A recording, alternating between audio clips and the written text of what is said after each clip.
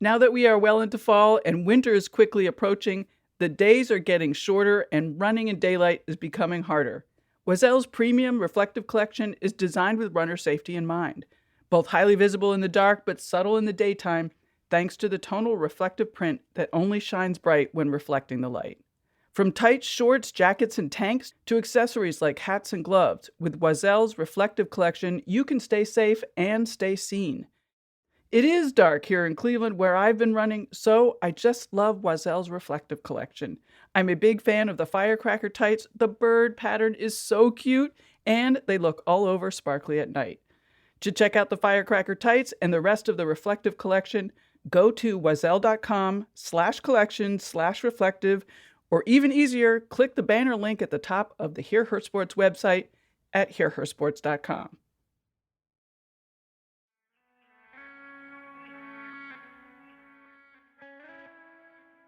Greetings all, welcome to Hear Her Sports. I am your host, Elizabeth Emery. I am still sheltering in place and also still talking to athletes about how they're managing the pandemic. This week on the episode is new novelist Faith Dismuke. This is the first fiction writer on Hear Her Sports, so I am super excited. Faith's young adult novel, Sprint Dreams, will be released in less than 2 weeks on June 1st. The main character is 18-year-old college sophomore Makeda Delane. She can't speak patois, she can't find love, and she can't convince her college coach to give her a scholarship. It is the story of track and field, relationships, and being at college. Faith and I talk a lot about the book, characters, and her inspiration, along with how COVID-19 messed with her marketing plans. I absolutely enjoyed reading Sprint Dreams, and as we discuss, it addresses some difficult issues athletes can face when they get to school. You can pre-order your copy on Amazon, and I recommend that you do. That link is on the show notes page at hearhersports.com. Let's meet Faith. Joining the podcast today is track and field athlete and new novelist Faith Dismuke. Faith ran for Villanova, an NCAA Division I school, and for USA Track and Field. She experienced the usual struggles athletes face throughout careers from youth sports up through the professional ranks. In 2015, Faith earned a master's degree from the University of Connecticut with a focus on media's influence on the representation and psychology of student athletes of color. She is about to launch her first novel, Sprint Dreams. It is a story of a collegiate athlete determined to be an All-American, while she is also figuring out some personal stuff as one does in college. Welcome, Faith. It's really great to have you on the podcast. Awesome. Good. Thank you so much for having me. Well, let's get right into the book. Why did you want to write Sprint Dreams? So, as you mentioned in my bio, I've had a very long career in track and field, and the problem with track and field, I have so many ways to praise it, but just to talk about the problems, is that it is, in many ways, a solo sport where a lot of the responsibility of how you succeed, whether you win or lose, is on you, which leads to a lot of isolation and a lot of pressure on athletes in that track and field sport. So a lot of the issues that I went through, the usual issues of perfectionism, and also just balancing school and balancing social life, a lot of times I felt alone. I felt that I was the only one dealing with this. Because there were many times where I was practicing by myself because maybe classes were different from the rest of my teammates, or there were times where I just had a lot of solo time with my coach, or I had to practice on my own because of injury. So there were a lot of times where I was kind of secluded in these emotions. And it was, of course, very isolating, as I said before. So after talking to more athletes, once I was able to really learn more about the athlete experience from a research perspective, especially during my time in grad school at the University of Connecticut, I got to learn finally that a lot of what I experienced during my high school years and undergrad years is not uncommon. And I wanted to share that story in a way that was relatable outside of just research-focused journals, although those are incredibly helpful. I believe narrative is a great way for people to really connect with other people's struggles, even if they're not their own. Mm-hmm. Let's backtrack a little bit. Why don't you tell us about the story and about the main character? Yeah, of course. So the story starts with this college sophomore, Makeda Delane. She starts off in this school in the city area. She grows up in the city, Philadelphia, and she's determined to be All-American. She's determined just to prove that she can compete with the best of collegiate track and field. And she has these insecurities about herself that I wanted to establish in the very beginning of the book, because those insecurities do lead to a series of decisions that aren't exactly the best decisions. Yeah, it was one of those things where you're like, oh no, don't do that. Yes. Even as I write it, I'm just thinking to myself, oh my gosh, why would she do this? But yes, but it starts with a lot of the insecurities that she has in the beginning. So she's insecure that she's not as good as the rest of her athletes, which leads to a level of vulnerability that leads to a set of decisions that she makes later on. Those same insecurities then cross over to her personal relationships, which leads to another set of bad decisions as well. The point of Makeda is really to show that sometimes there's an insecurity that it comes from. And if that insecurity doesn't get addressed, it can be a downward spiral from there. And that's part of the reason that I wrote Makeda. Also, it was very easy to create Makeda. One, she reflected a lot of my story, but she reflected a lot of other people's stories. So you had this athlete, Ashley Pratt, once on one of your episodes. And it was crazy listening to that episode, because if you were to create a persona of what the reader for Sprint Jeans would be like, or kind of who Makeda mirrored and who her friends mirrored, it would be somebody like Ashley Pratt, somebody who has a younger sibling that she cares very much about, somebody who has these big goals and big ambitions, but also has to face mainstream standards like colorism and having to figure out how to navigate through the college experience through race. And just hearing Ashley's story and then reading stories by authors like Jason Reynolds, who wrote this nationally acclaimed series about track and field, seeing all those stories overlap just showed me just how much similarity these characters had. So bringing Makeda to life was actually very easy, because I've seen Makeda so many times. That's really cool. Say again about the insecurities that Makeda started with, and, sort of what resulted from those. Yeah, of course. So one of the insecurities she has is that she is not on scholarship in her historically Black universities, which led to her thinking that she had to really prove to not just her coach, but also to herself that she can compete with just her teammates, who a lot of them were on scholarship, and also just with the best of collegiate track and field, like I mentioned before. So that was one insecurity. And then another insecurity she has is just developing relationships as a whole. She gets into not the most positive relationships, to say the least, partially because she wanted that validation. Because she couldn't get that validation on track and field, she wanted that validation through personal relationships, which was another insecurity. Right. And then on top of that, just culture as a whole. As somebody who's Jamaican American myself, Jamaica is a huge powerhouse in track and field. So to have two powerhouses kind of collide into this one character, and she does connect with both, but there's still a separation because she's not even first generation. She's still trying to figure that part of her out.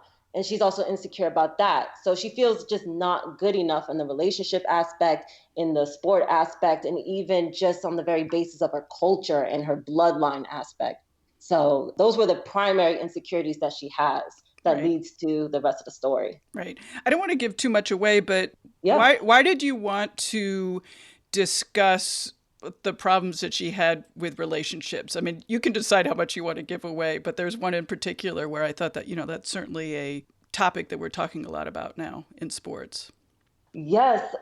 In terms of just getting involved with her relationships, let's see, because I also don't want to give too much away as well. Because I know exactly which relationship I'm talking about. So she does get into, she just has difficulties connecting with her coach, for the lack of better words. Mm-hmm. That one, it was a result of, again, going back to her insecurities. And also it was more of a warning for readers to be careful of letting people take advantage of those insecurities in many ways. That was a very difficult relationship because I have so much love for the coaches in my life. So to kind of flip that relationship into something negative, it was difficult. But those are also stories that I've heard about athletes and coaches having those negative relationships and how it affects the athlete. And especially in track and field, where that relationship is already intimate because it's so one-on-one. Your coach knows or should know your body, how it operates, because they see it one-on-one often. So there is that level of trust. And it's hard to find that fine line of where a coach can be tough and where a coach can, in many ways, abuse that power. Right. And sometimes coaches don't even know when they're doing it. Sometimes they feel they had tough love in their coaching experience, so they're just going to pass it on. That was a very tough piece of the story to write, but it was a piece that was necessary because sometimes, especially for collegiate athletes where you've committed to a school and then all of a sudden you realize you don't like the school or you don't like the athletes or you don't like the team, you don't like the coaches, but you feel stuck. How do you navigate through that? Who can you go to talk about that? And how do you handle that? So it was a very difficult conversation to bring forward, but it was a conversation that needed to be had. Yeah, I thought that relationship was really interesting because it was hard to read. I mean, I can imagine it was hard to write. But I also thought it was really well written in that, some of those warning signs that when you're in it, you don't necessarily see. And you could see that Makeda didn't often see what was happening. But as a reader, you saw what was happening. So I thought that was an interesting way to get that message across. Yeah, and if it wasn't through at least Makeda's experience, for those who may not know the signs, because maybe as they're reading the book, they might be in a relationship like that. Even if it's not with their coach, it might be with a significant other. It might even be with just a relative or just a very toxic friend. Regardless, that's one of the reasons I loved writing the character Alicia. I love her. I loved writing her because she was often that voice of reason. And she was also able to help bring certain issues that Makeda was having to light as that outside voice, as sort of she was seeing what us readers would recognize as, oh, this is not good. Right. I also really like that you brought up the relationship with coaches because I think if you're not in athletics, if you're not in sports, you don't really realize how important that person is and how much influence that person can have. Yes, absolutely. And another reason I wanted to bring that up is because even through the test reading, a very interesting comment with one of my test readers was, oh, I see why you added that relationship fantasy. And I'm thinking, oh, there's nothing fantasy about this. But I think it has been romanticized. And I guess I'm giving more and more away. It's fine. The story has been sort of romanticized. And because of that, it can make people more susceptible to kind of falling into relationships that really could lead down a negative path. Right. So like I said, it was definitely a warning sign. It was definitely a be aware. It was definitely to show the signs of what are some things that you should look out for and just being aware of, what are some red flags and how can you stop it from getting out of hand. Right. Another area that I thought was really interesting that you brought up was athletes who come into a school and suddenly find themselves in classes that they're not interested in. Poor Makeda had a tough time for the first year.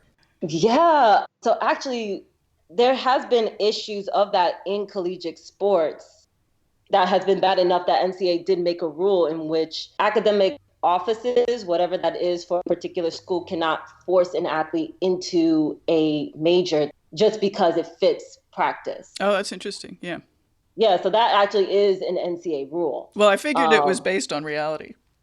Yeah. So that part was to bring to light some of the stereotypes that athletes have to face. That dumb jock stereotype, it does exist. It may not be as blatant as it used to be, but it definitely does exist. I've had stories that athletes in my life and athletes that I have been friends with have shared about how there are professors who don't like them as soon as they see the athlete jersey, as soon as they see the athlete uniform, the competition gear, then they're just written off as that dumb jock. And I wanted to bring that to light as well. And Right. all the issues that I bring to light in the book, very rarely I dwell on any one particular issue, because unfortunately, sometimes there's so many issues that go. If you dwell on it in real life, it's one, that's not realistic, and two, you would drive yourself crazy. So it's just all these instances that just hit her, and she just has to deal with it at that instance if it's something that she can deal with. Is this your story? No, kind of going back to how I created Makeda was just, there's so much overlap with so many athletes who have so many different experiences. So I was lucky. I loved the major I was in, but again, after doing the research about NCAA rules, after hearing the stories both in media and also just through personal relationships with other athletes who have shared their stories, you just learn to see so many of the overlap. And I'm a very observant person. So being able to compile that into one story in which so many athletes can relate to was just something that is a skill of mine. What was your experience in sports growing up? So I was blessed. One, I went to an all-girls school, actually very similar to Ashley Pratt's story in your last episode. Yeah, there's obvious overlap. But yeah, so I was blessed to have gone to an all-girls school. So I got to see a lot of female individuals who have been role models for me. And that has really shaped just how I navigated through college. And in college, I had amazing teammates, many that I'm still connected with today, who have just been very supportive, who have just been very encouraging, even after my career professionally as an athlete and even with this novel. It was just a blessing to have like such a strong support system. And then again, I had coaches who really helped me develop, not only as an athlete, but helped me develop just as a person, how to handle just some of the stress of balancing being a competitive athlete and balancing education. Yeah, so I have just been blessed to really have a strong support system throughout my athletic and professional career. Do you have any coaches that stand out? Oh, wow. So I will say in the beginning, there is a coach, Coach Michael, who is her childhood coach, her youth coach. And I will say he was directly based off of my childhood coach. He first introduced me to elite track and field, to highly competitive track and field through summer sports. Mm-hmm. And just the dedication he had to his athletes, regardless of age, regardless of talent, and how he really took me in as a father figure. And I still look at him as a father figure. I'm very grateful for what he's done in my life and how he has supported me throughout my career and how he has just been just a very caring person. So it's hard to say what coach, but if I could just list one, I mean, I would say a lot of my success did start with him really just opening my eyes to that high level of competitive track and field. It was very interesting writing the coach who takes up most of the page space, for lack of better words, in this book, because most of my coaches actually were male. So adding that female coach perspective was both also a little nerve-wracking and just interesting to kind of see how that would influence everything that happens in the story. Right. What's your aim for the book? The goal of the book is honestly to just have, primarily to start with that track and field community and just have a story out there for track and field athletes, particularly those of color. Because as I was writing the book and as I was doing the research to know the market for it and to know who were my competitors and what similar stories, the only similar book there is to mine is the story Patina by bestseller author Jason Reynolds. And that's the middle grade novel that I believe I mentioned before.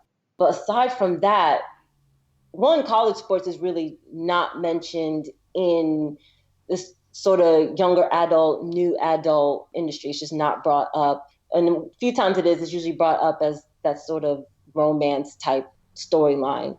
Mm-hmm. So really it's just creating a space for track and field, because track and field is one of those sports where I truly believe, and obviously I might be biased, it doesn't fully get the recognition that I believe it could have, partially because not many people know much about the sport. Every time I mention that I do track and field, that I did it in college, I did it pro, it was always the first question is, oh, so you're going to the Olympics. What people don't know is that there are so many top, highly competitive meets throughout the year. So there's IAAF, Diamond League, which happens in Europe. That happens every year. USA Nationals every year. There are meets in the Caribbean every year. World Championships is every 2 years. So there are lots of opportunities for people to learn about track and field, but because it's not talked about in other platforms outside of just sports, unlike football and basketball where we have movies, we have books, we really get to know these athletes off the court and off the field. I felt it was time to bring track and field off the track and into another platform so people could really get to know a bit more about the athletes, a bit more about how athletes get to this elite level. Cool. You studied representation in grad school. Was that an important reason for writing the book? Yes. So one study in particular that I remember is, it wasn't particularly just focused on athletes. It was primarily women of color and going through those stereotypes that often women of color face. So stereotypes that dark-skinned Black women face versus the stereotypes that light-skinned Black women face, and how that influences not just how they interact with people on a personal level, but also even through the medical field.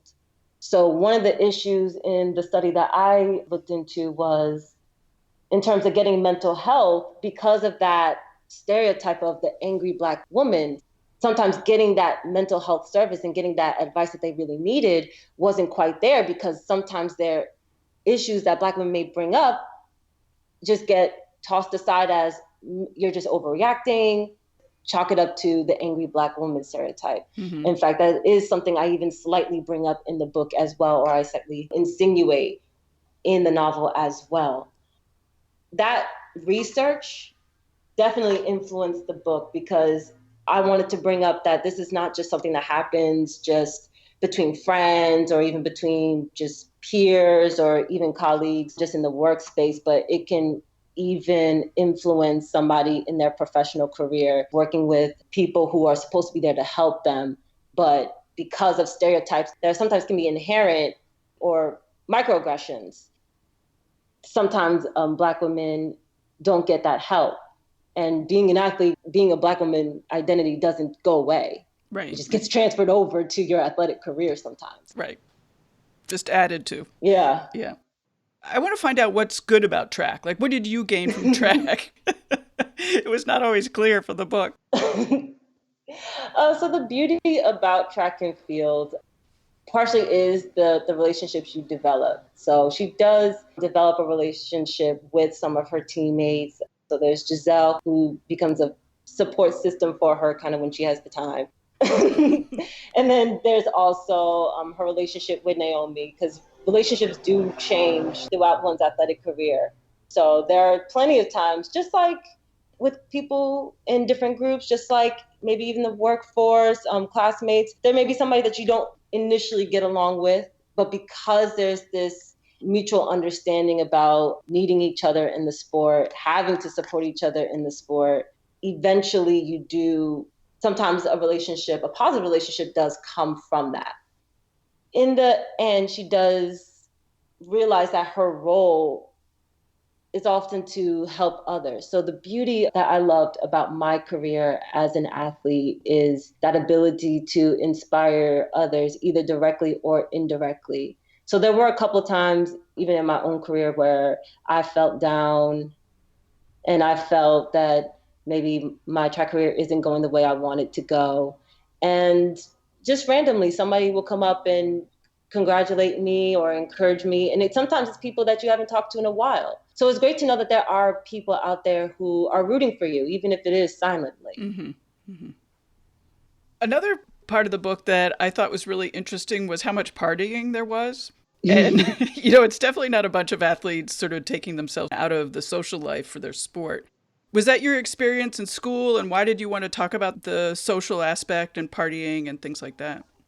So actually, it's not uncommon after a big meet, whether it is on the collegiate or professional level, after a big meet, that athletes from different schools will come together to basically have a party to Right. celebrate their accomplishments. And I wanted to bring that part up because it's very hard to kind of find that balance of having fun, connecting, and obviously going too far. And there are plenty of times Makita has gone too far. So it's not one of those stories where partying is necessarily praised, but it is just part of the college experience and seeing how it affects track and field and how sometimes the repercussions for going overboard for maybe a non-athlete might significantly different for what happens to your career and what happens to your track and field experience and your just athletic experience as a whole. Right. What authors do you read? Ooh, so many.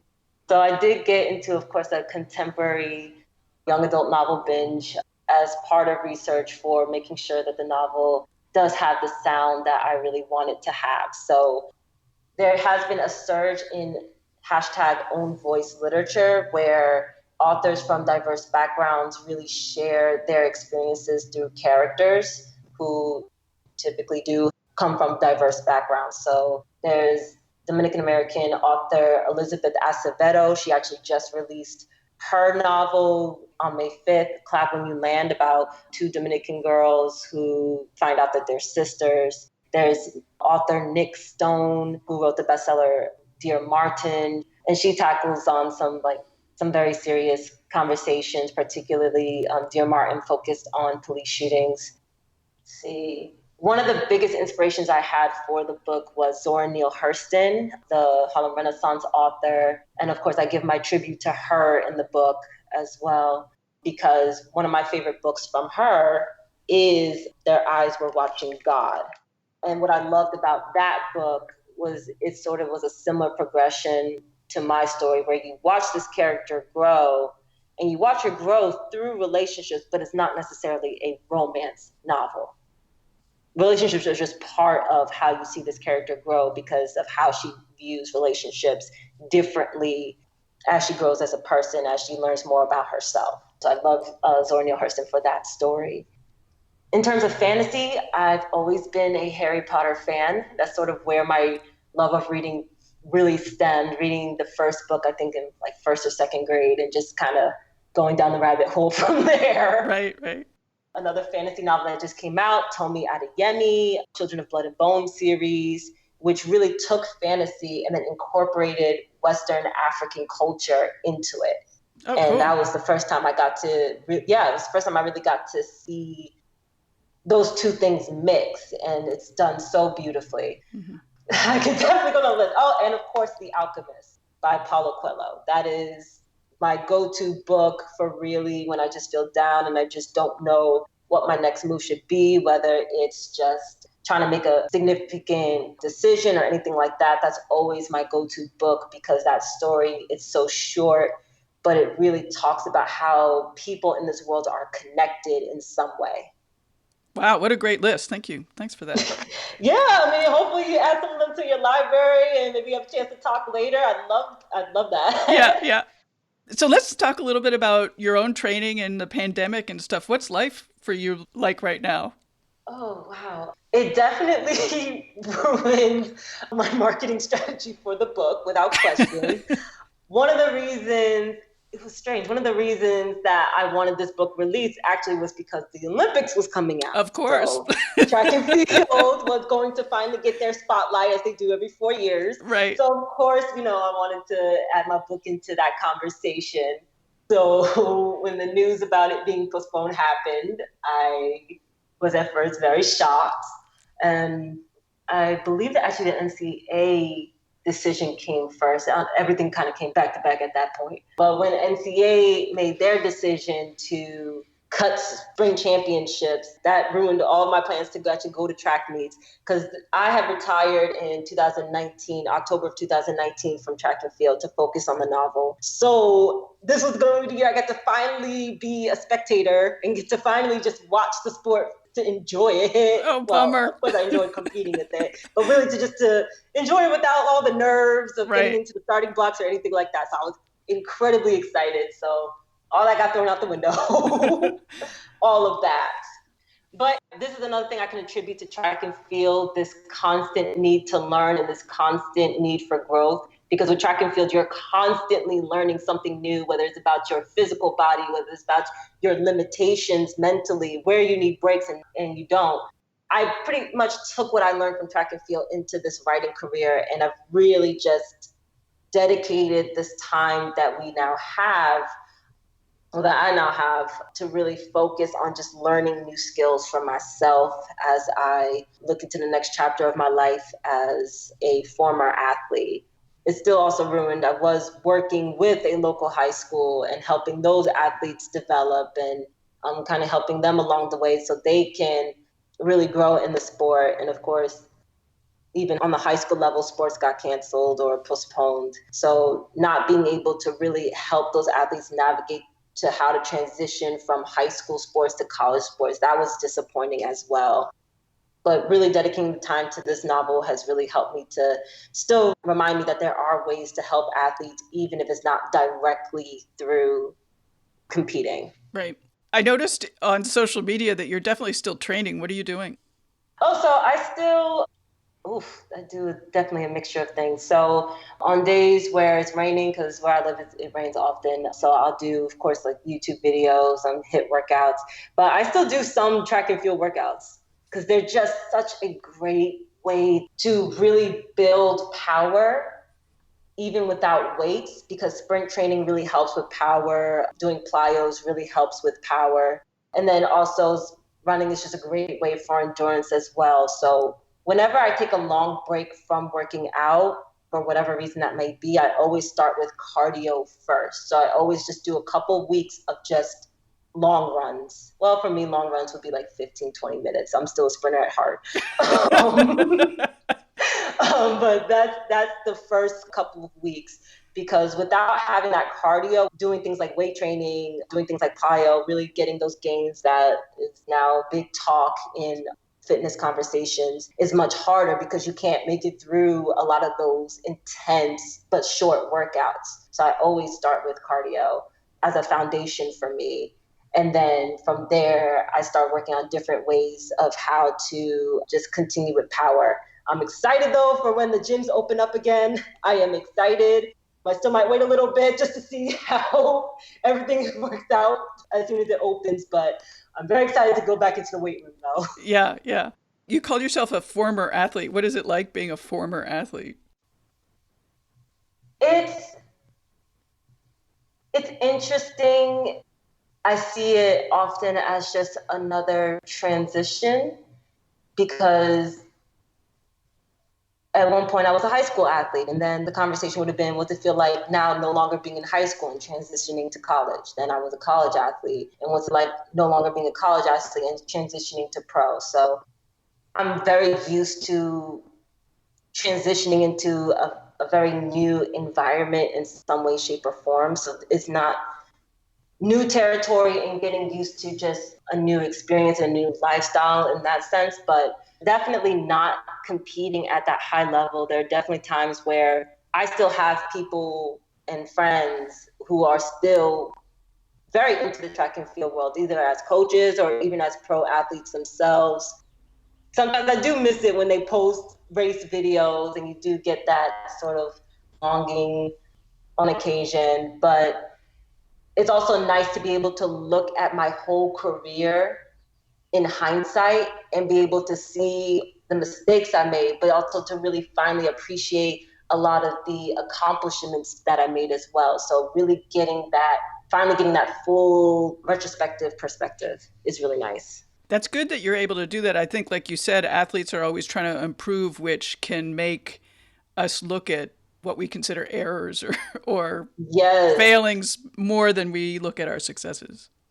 Yes. And again, it's one of the reasons I wrote the book, is where there are times where she can be hard on herself.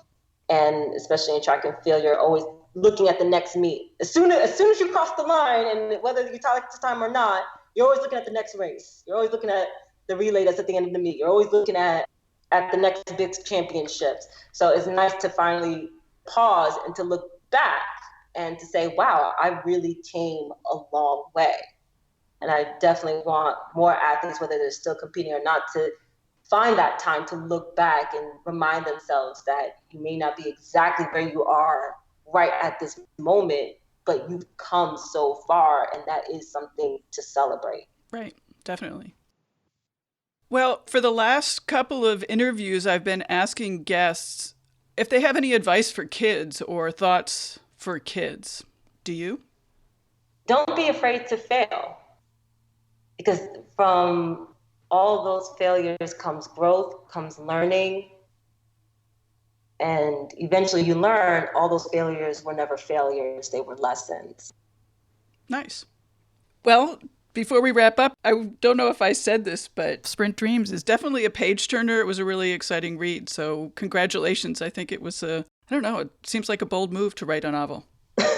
Thank you. I really appreciate that. Hopefully I get other people who share that same sentiment. Of course, in the writing world, everybody has all different ways to interpret the story and all different opinions of how they may connect with it or even may not. But just getting that opportunity to get that story out there is a blessing. Oh, absolutely. And, I think that, as you mentioned, there's not enough stories like this. So I really appreciate that you wrote it. Thank you so much for just reading the novel, getting the time to allow me to share my story. And that's it for this week's show. It is terrific you keep listening to these stories of and by female athletes. Thank you. Find more and sign up for our newsletter at hearhersports.com. Follow us on Instagram, Twitter, and Facebook at Hear Her Sports. Our design is by Agnes Studio and music by the band Goldmines. Keep healthy. Until next time. Bye-bye.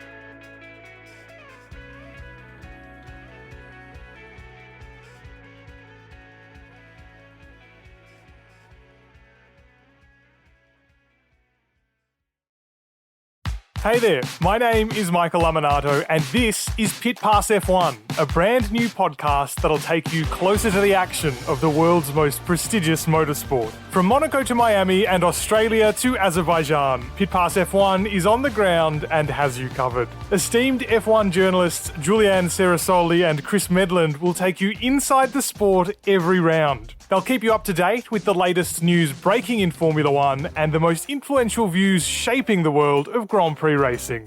Every Friday, we'll be bringing you a track guide and race preview, and Chris and Ju will be in your feed every morning from Saturday through to Monday to keep you up to date on all the day's action on and off the track. So if you want to be in the know on the latest in Formula One, subscribe wherever you get your favourite podcasts and visit us at evergreenpodcasts.com. Pit Pass F1, a brand new show for Evergreen Podcasts.